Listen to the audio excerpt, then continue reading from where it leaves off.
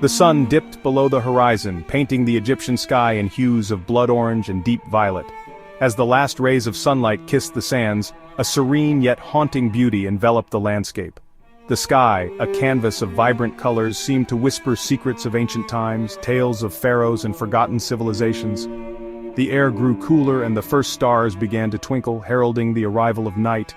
This was a time when the desert came alive, not with the bustling activity of the day, but with the quiet, almost mystical presence of the past. The desert sands stretched endlessly, hiding secrets beneath their shifting surface. Each grain of sand, a silent witness to the passage of time, held stories of those who had traversed this vast expanse. The dunes, ever-changing and reshaping, were like the pages of an ancient book, written and rewritten by the winds. Travelers and nomads who dared to cross this formidable terrain often spoke of the desert's enigmatic nature. They believed that the sands held the memories of all who had walked upon them, a living chronicle of history waiting to be uncovered. Nestled between towering cliffs lay Deir el-Medina, a village seemingly untouched by time. This ancient settlement, once home to the artisans and workers who built the tombs of the pharaohs, stood as a testament to human ingenuity and resilience. The village, with its narrow streets and stone houses, offered a glimpse into the daily lives of its inhabitants. As the sun set, casting long shadows over the village, one could almost hear the echoes of hammers and chisels, the sounds of a bygone era. Deir el-Medina was more than just a village. It was a living museum, preserving the legacy of those who had once called it home. Here, life and death danced a delicate dance, their rhythms intertwined in the very fabric of the village. The people of Deir el-Medina lived with a profound understanding of their mortality, a knowledge that was reflected in their art and rituals. They believed that life was but a journey, a passage to the afterlife where true existence began.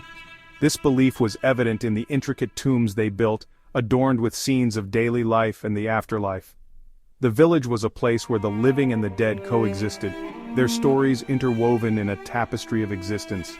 Stories whispered on the wind spoke of more than just the living. Shadows moved where no man walked, and voices echoed in the dead of night.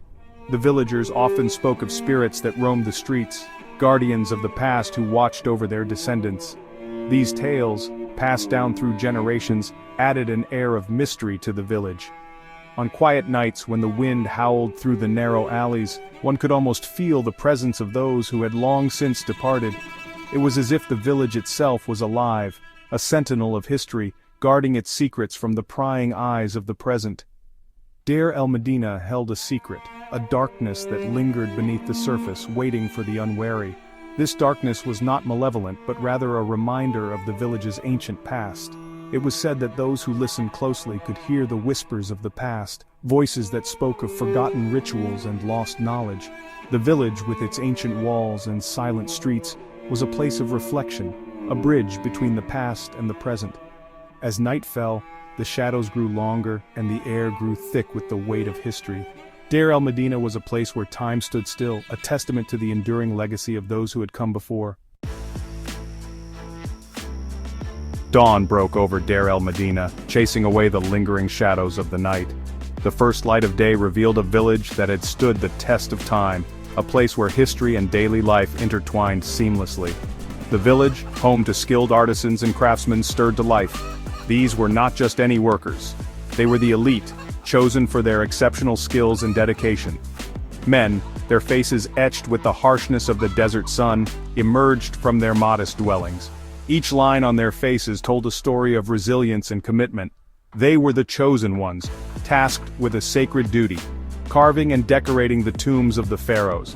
This was not just a job, it was a calling, a mission that connected them to the divine.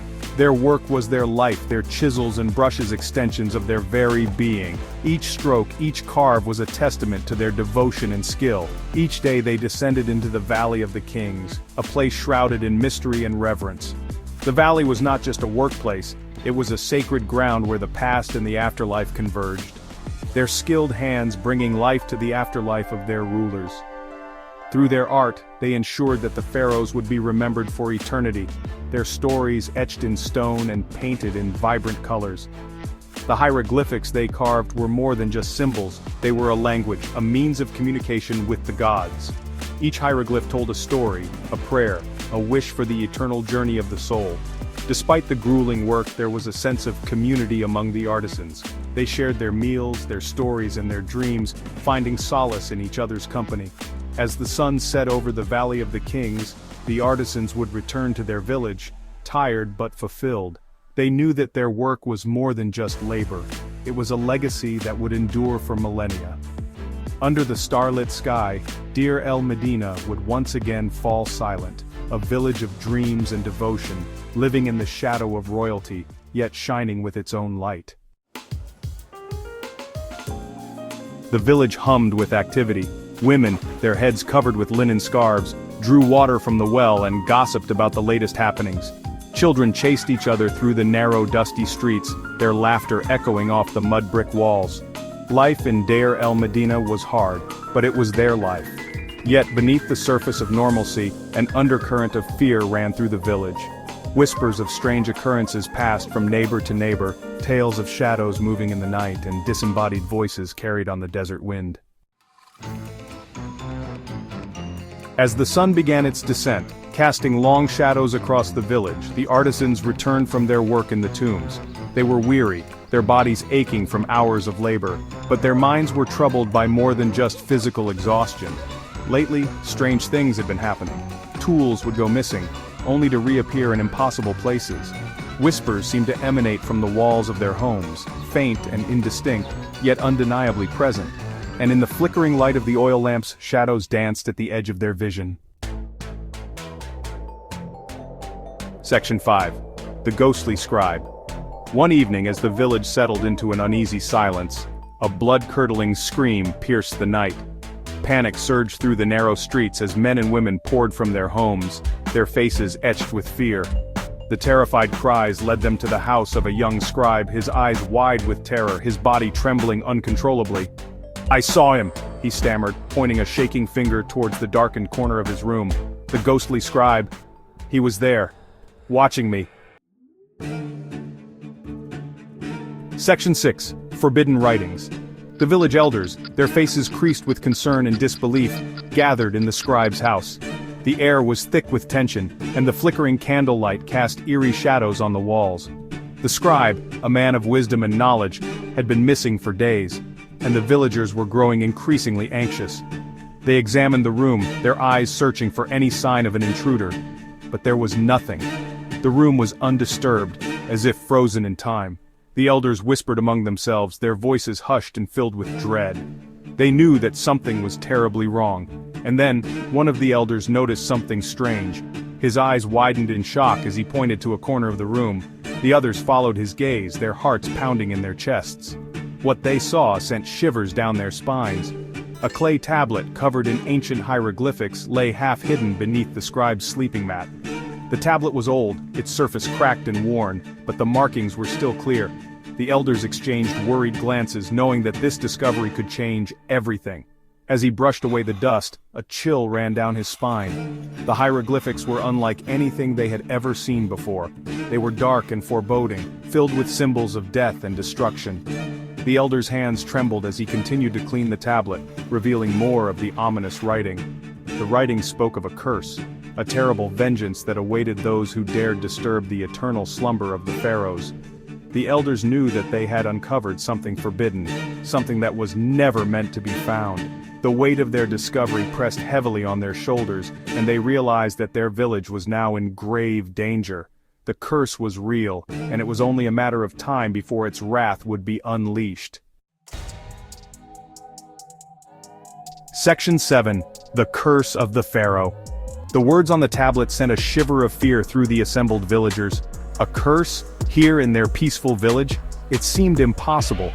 Yet, the strange events of recent weeks, the whispers, the shadows, the ghostly figure witnessed by the scribe, all pointed towards something dark and sinister at play. Had they, in their work on the tombs, unwittingly awakened an ancient evil? An evil that now sought retribution? Section 8. Panic in the village. Fear, like a venomous serpent, slithered through the heart of Deir el-Medina. The once vibrant village, filled with the sounds of life and labor, fell silent. Sleep, once a welcome respite, became a torment, haunted by nightmares of vengeful spirits and ancient curses. The villagers moved about like automatons, their eyes darting nervously at shadows, their ears straining for any unnatural sound. Section 9. Eyes in the darkness. Then one night it happened. A piercing scream shattered the stillness, followed by another and another. Panic surged through the village as people ran from their homes, their faces illuminated by the flickering light of torches. And then they saw it. In the darkness beyond the flickering torches, two glowing eyes appeared, watching them with a malevolent intensity. The eyes blinked and then vanished, leaving behind a chilling silence and a village paralyzed with fear.